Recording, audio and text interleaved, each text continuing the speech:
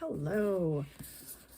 Here to talk about The Amazing Adventures of Kavalier and Clay by Michael Kybun. I am 241 pages in, little more than a quarter, maybe about a third, I don't know, less than halfway. So far, I'm in the middle of part 3, and there are, I believe, 6 parts so far. Part 1 was good. Part 1 was the introduction of our two main characters, Joe Kavalier and Sam Clay. They are cousins. Sam's background was not as interesting as Joe's. Sam lives in New York with his mom, and his father left them at a young age. His father was a strong man in a traveling show, and then he had polio when he was younger, so he has weak legs. And Joe lives in Prague, and this is taking place when the Nazis, part 1 is when the Nazis are coming into power, and Joe is living in Prague with his family. When he was younger, he was really into Houdini and started learning the escapist craft under a tutelage. And when his family scrapes enough money to get his passport and all the papers needed to get him out, he gets turned back at the border, and he goes to his teacher, who has been charged with removing a Jewish golem from Prague so that it can be saved. And he decides he'll help Joe get out with the golem. So Joe gets out in a roundabout way, and he ends up in New York with his cousin and his aunt. That's part 1. Part 2 is Sam's dream is to be the author of comic books. And when Joe shows up, he finds out that he can draw. So he brings him into his plan for being an author of comic books. And part 2 is basically the beginning of that. They go to Sam's work where they do some publishing, and he pitches a comic book to them. And this is also when Superman was just coming out, so everybody wanted to jump in and get some of that money. So they were told to go, and you have the weekend to come back with an idea, and they'll pitch it to the editor and whatnot. So they go and they find some people to help them, and they come up with their main hero, the escapist, who Sam got from Joe's background. And they basically start Empire Comics. And that's part 2. And then part 3 happens, where I'm stuck in the middle of it, and it is now boring. I'm having problems getting through part 3, where it jumps to about a year later. The comic books have been going for a long time. The war is started. The US is not in it yet. What else is going on? We're following Joe as he is showing his frustration with not being able to help his family or know what's going on really with this family, because all the letters he gets are months old and censored, and he's getting into fights and starting stuff with just random people that he's coming across on the street, or putting himself into situations where he's going to come across German Americans, and he's trying to start things. It's being drug out for what it is. Right now, where I'm at is they're at a party, and they have introduced a love interest, which I also don't care about. So there's that, and hopefully I can get through part 3 and on to part 4, 5, and 6, and they go back to being like parts 1 and 2, which were interesting to me, and we leave part 3 behind. So that is where I'm at with that.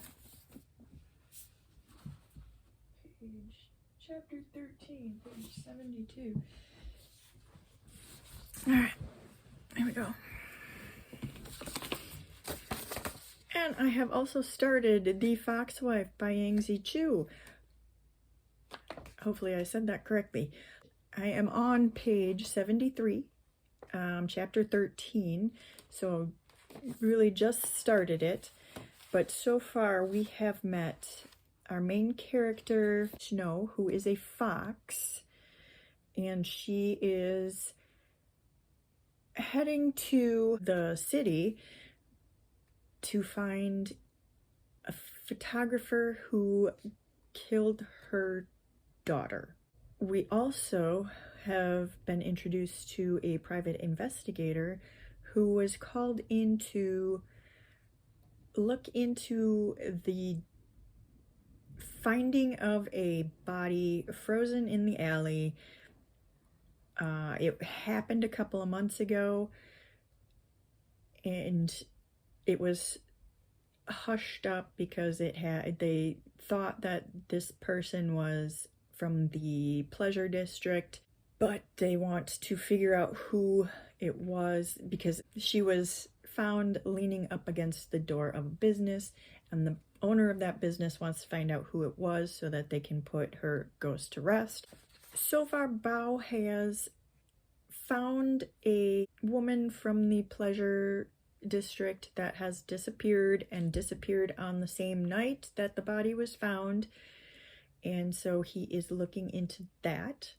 And Snow, when she got to the city, she hired on as a caretaker or a maid, and she has, luckily, in that same house, the oldest son. One of his hobbies is photography, and he knows who this person is that she wants to find. While she is doing her inquiries among the son's friends, she runs across a male fox, and that's where I'm at right now. And so far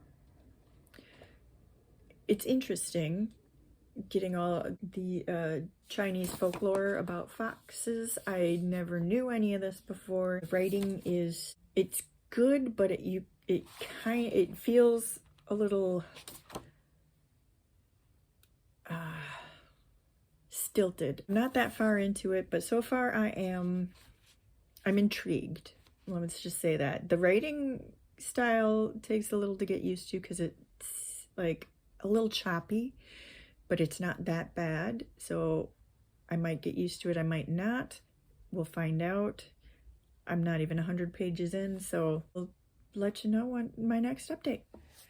Alright, back again with The Amazing Adventures of Kavalier and Clay. I am now at part 4, The Golden Age. So I finished part 3, which was the part that was hard to get through. It was boring and I wasn't really much interested in it.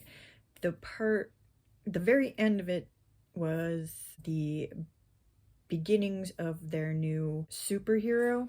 Sorry, got a phone call. But yes, the end of that section was Kavalier and Clay starting their new superhero and the origin story.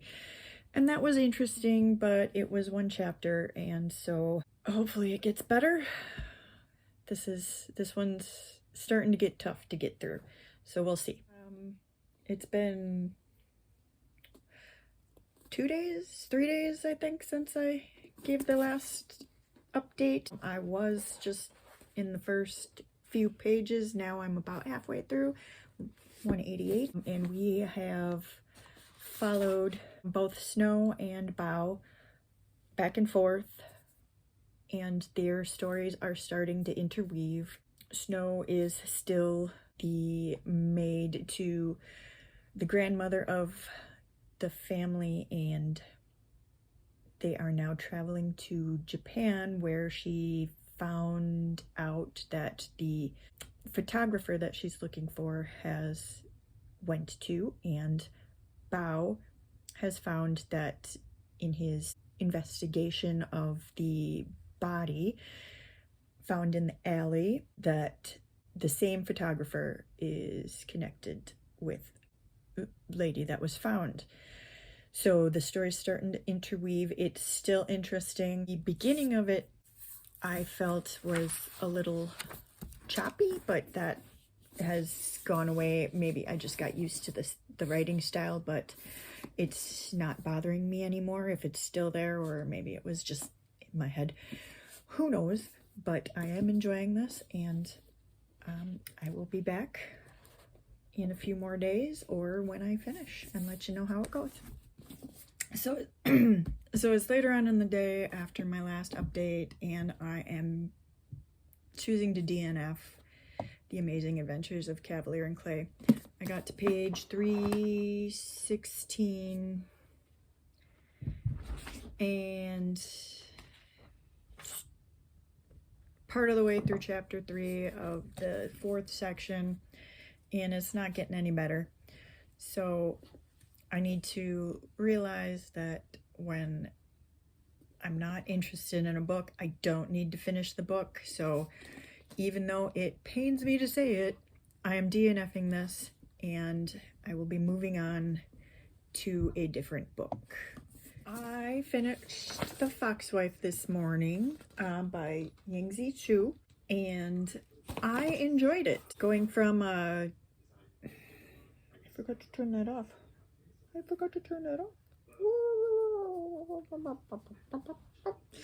I need to get up, kitty. I gotta go turn that. I'm gonna turn it off. I just gotta turn it down. You coming, Link? Okay. There we go.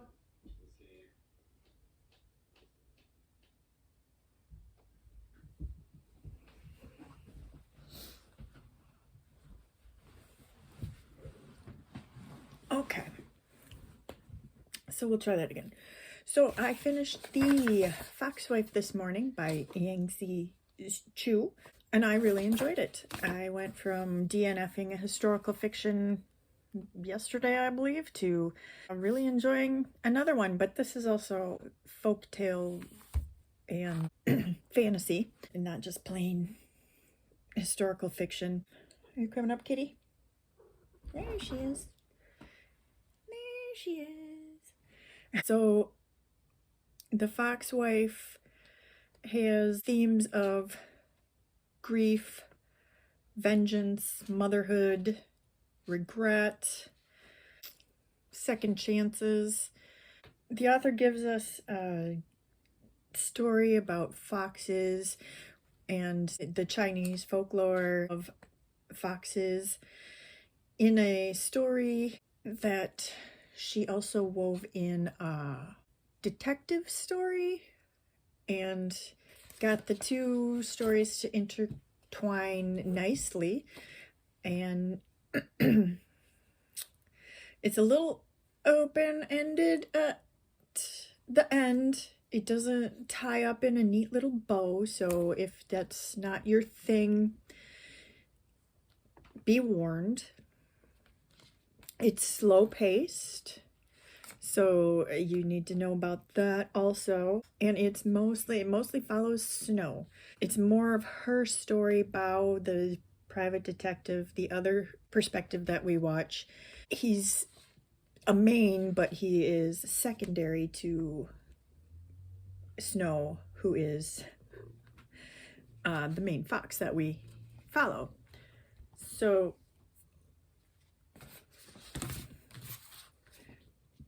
the writing, Chu's writing style does start to, when you first start reading it, it seems a little choppy, but I got used to it. And so it didn't bother me after the first few chapters, but some people, they don't get over it. So you have to be warned about that also. I truly liked this story, and I would recommend it to people who like folktales and folktale retellings. There you go. Hello, back again for another update. I did finish a reread of A Dowry of Blood. I decided to do a reread of that because it was available on Libby and I had some long drives, so I just listened to an audiobook, and it still is only 2.5 star average read. I got Cody. Just like my other review of it, it's basically a book about a horrible relationship. And it wasn't that good. I'm sorry. For all of you that loved it, it wasn't that good. So that is that. And then I have started, trying not to cover up the cat, James S.A. Corey's Babylon's Ashes, which is book 6 in the Expanse series. This is my buddy read. We read 10 chapters at a time and then we discuss it. I am on chapter 7. Nope, I just finished chapter 7. It's not like I can really tell you too much about it if you don't know anything about the Expanse. I'm on book 6, and everything I say about this is going to be a spoiler. So basically, the Expanse is a space opera, 9-book long series that follows the crew of the Rocinante. This one so far has more points of view than all of the others, and I don't know if we're done. Chapter 8 has a new point of view, so I have no idea if there's more. So this one might be a little more confusing than the others.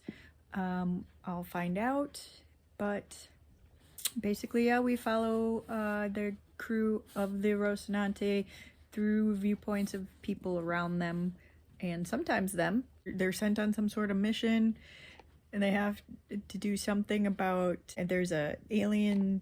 They haven't really met the aliens, but they've met their technology that they're dealing with. There's new planets, there's war. I can't really expand because, again, book 6. I've also started Dean Koontz's The Silent Corner, which is the first book in his Jane Hawk series. And I am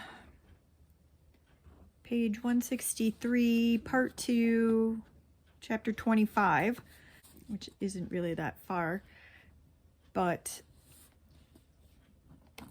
this is about Jane, who is a FBI agent on leave, and she is investigating rash of suicides of people who didn't seem to have any type of depression, were showing no signs of wanting to take their lives. We start as she's already a couple of months into the investigation, so it just throws you right into it. And oh geez, I've lost my train of thought. Yeah, we start and she's already a couple of months into her investigation. She's going around and interviewing people who are related to those that are dead, and she's already been contacted by the people behind the suicides, and I don't understand that quite yet. That has not been explained, but there is a group or something that is behind these people killing themselves somehow. Haven't figured out any of that yet, and it's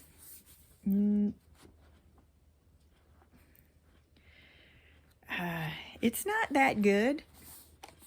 It's not that bad, but it's definitely not gripping like it says on the cover, at least not yet. Not quite sure how I feel about this one. Well, the Silent Corner, because she has been contacted by somebody or people in this group that is behind everything that she's looking into, she has gone off the grid, basically.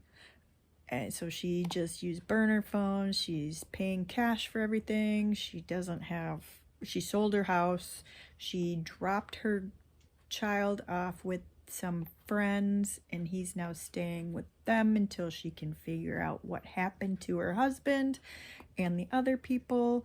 And yeah, I'm not quite sure how I feel about this one. Like I said earlier, the buddy read is 10 chapters at a time, so that's a start and stop. So I also am reading. I started it this morning. Well, as I drop it.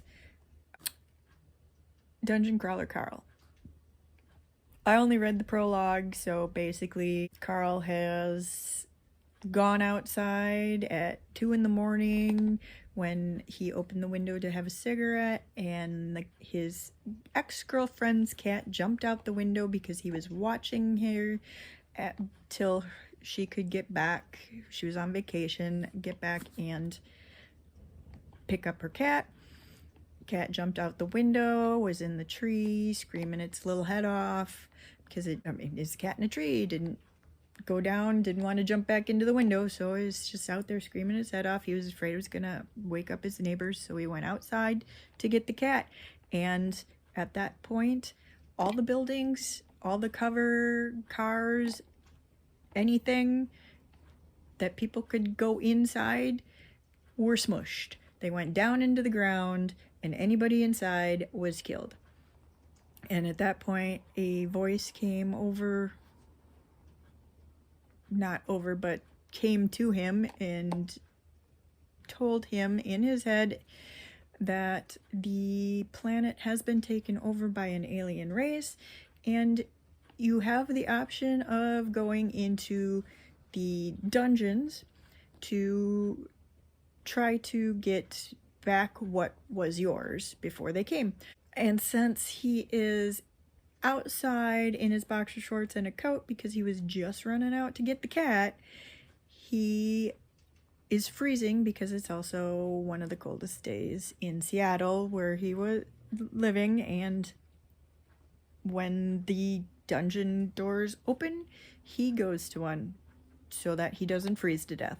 And that is where I'm at with that so far. So there you have it. That is I don't know if this is a vlog really or just an update. Maybe is it a Vlodate? Is it a Updog? I don't know. You let me know what I should call it down in the comments below, but that is basically what I have read for the last, how long has it been? The last week. So there you go. Just let me know what I should call these down in the comments below, and I will see you next time.